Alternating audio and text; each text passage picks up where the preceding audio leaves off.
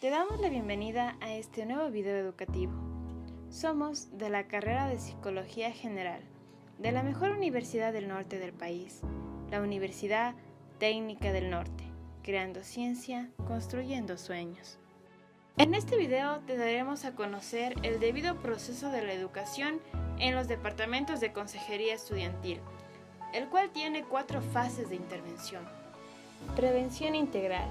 Sin duda, la primera intervención que se debe dar en el ámbito educativo es la enfocada a la prevención, pues se tiene que pensar en el espacio escolar como un lugar seguro para el estudiantado, en donde la expresión y la verbalización de los niños, niñas y adolescentes se dé en todos los ámbitos, tanto académicos como sociales y personales, en donde se brinde información, se reflexione y se cuestione las distintas realidades y problemáticas. Se prioriza la ejecución de 4 proyectos de prevención básicos a lo largo del año escolar: violencia, violencia sexual y acoso escolar, sexualidad integral, uso y consumo de alcohol, tabaco y otras drogas, educando en familia, que en el momento de realizar proyectos de prevención se está interviniendo también en el eje de promoción.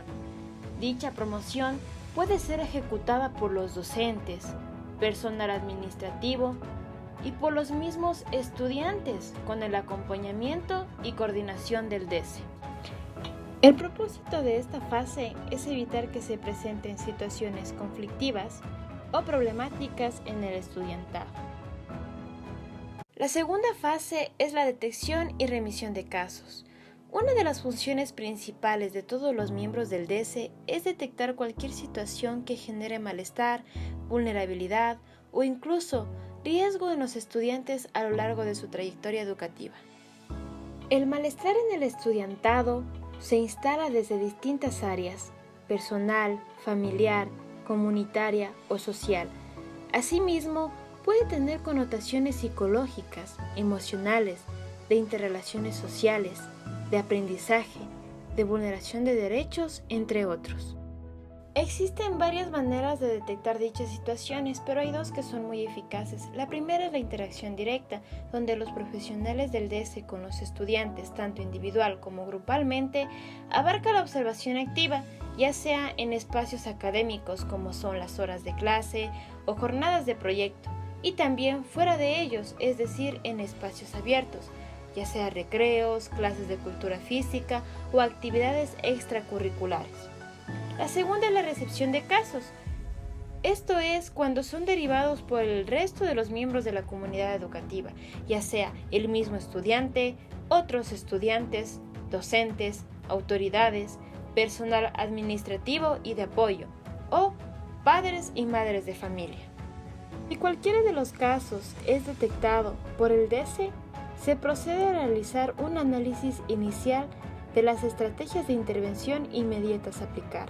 Si la intervención inicial parte del docente tutor, los profesionales del DESE deberán coordinar con estos profesionales las acciones necesarias para el caso. Cabe recalcar que apenas se detecte un caso de violencia o violencia sexual, los profesionales del DESE deben remitir a los protocolos y rutas de actuación en casos de violencia o violencia sexual, detectados o cometidos en establecimientos del sistema educativo ecuatoriano. Como tercera fase tenemos el abordaje. Los profesionales del DESE realizan distintas intervenciones que favorezcan el bienestar integral de los estudiantes. Abarca 7 componentes que se aplican de acuerdo a la individualidad de cada caso y según el criterio técnico de los profesionales. Interacción directa con los estudiantes. Segundo, es la entrevista individual a los estudiantes que lo requieran. Para ello existen pautas para guiar la entrevista. Contar con un espacio adecuado, crear un ambiente de confianza mutua, dar valor y crédito a las palabras del estudiante, mantener una escucha empática, observar sutilmente las actitudes que el estudiante presenta, siempre escuchar al estudiante. Los profesionales del DESE deben recopilar y organizar todos los elementos. y explicar al estudiante el procedimiento que seguirá para sobrellevar la situación. La tercera es la intervención en crisis.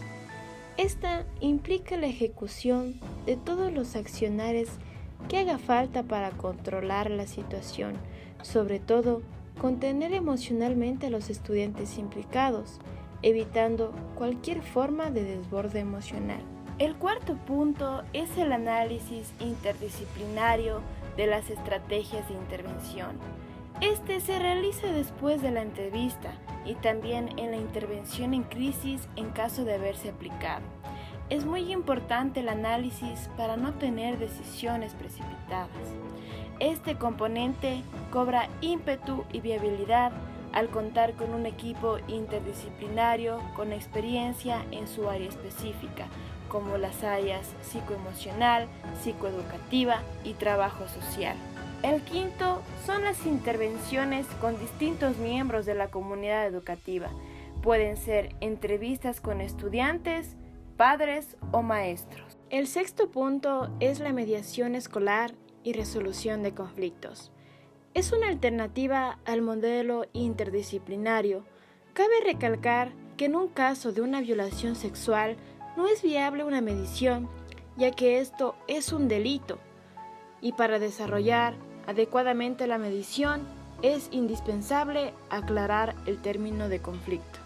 El séptimo y último punto es el gestar espacios para que los estudiantes reflexionen acerca de su personalidad, relaciones sociales, habilidades, entre otras.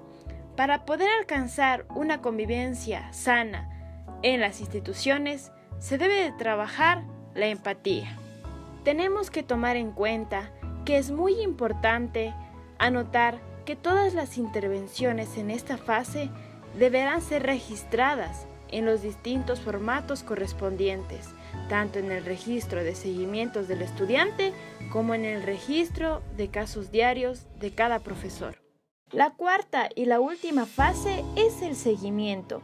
La importancia de esta fase radica que si en algún caso se ha intervenido desde distintas perspectivas, no pueden permanecer aislados de un acompañamiento durante un tiempo prudente, puesto que el acompañamiento permitirá que se alcancen los objetivos planteados y que se ejecuten acciones complementarias que favorezcan el bienestar integral del estudiante.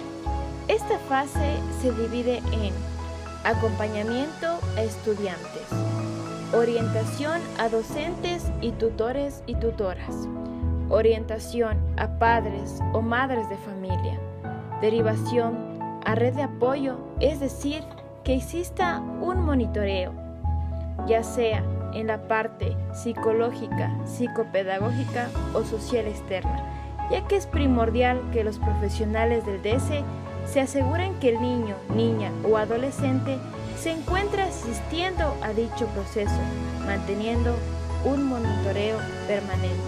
Y por último, tenemos la supervisión interdisciplinaria entre miembros del DS.